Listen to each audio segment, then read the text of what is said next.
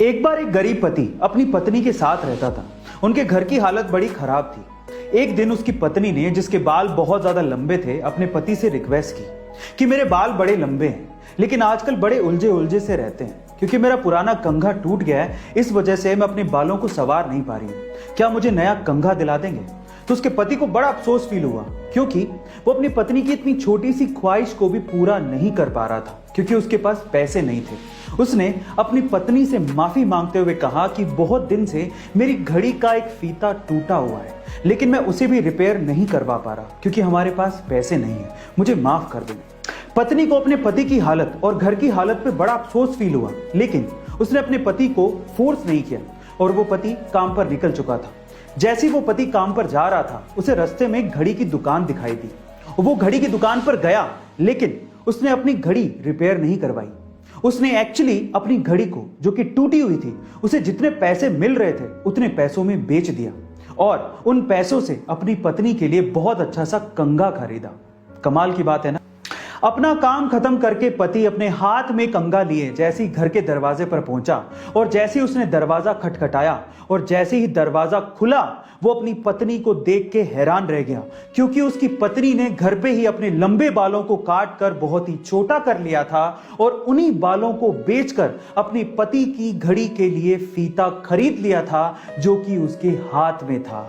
अब विडंबना देखिए, पत्नी के हाथ में फीता है लेकिन पति ने घड़ी बेच दी है और पति के हाथ में कंघा है लेकिन पत्नी ने अपने बालों को काट लिया है। दोनों उस वक्त बहुत बुरी तरह से रोने लगे। वो इसलिए नहीं रो रहे थे कि उन्होंने कुछ ऐसी चीज खरीद ली थी जो कि अब उनके किसी काम की नहीं थी, बल्कि वो इसलिए रो रहे थे क्योंकि वो एक दूसरे से इतना प्यार करते थे। वो उस वक्त उन्हें समझ में आ रहा था।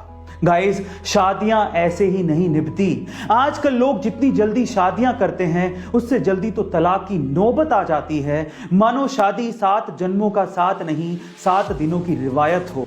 शादियां एक दूसरे को प्यार करके, एक दूसरे को समझ के निभती हैं। अब इस कहानी से सीखने लायक बात क्या है जानते हैं?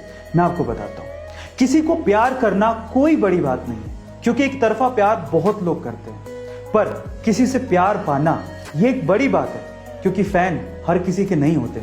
लेकिन आप जानते हैं कि सबसे बड़ी बात क्या है? सबसे बड़ी बात यह है कि जिससे आप प्यार करते हो अगर वो भी आपको उतनी ही शिद्दत से प्यार करता है, ये है बड़ी बात। अगर आपके पास ऐसा जीवन साथी है तो आप बहुत लकी हैं, बहुत लकी। इसीलिए अगर आप अपनी शादी को 7 जन्मों के लिए ना सही पर 1 जन्म के लिए भी ढंग से निभाना चाहते हैं तो एक दूसरे को समझना बेहद जरूरी है।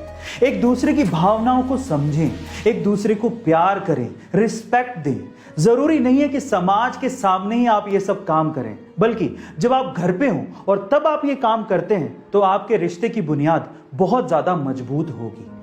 लास्ट में मैं आपसे सिर्फ इतना कहना चाहता हूं कि जितना ज्यादा हो सके अपने पार्टनर के साथ अपने रिश्तों को मजबूत करिए।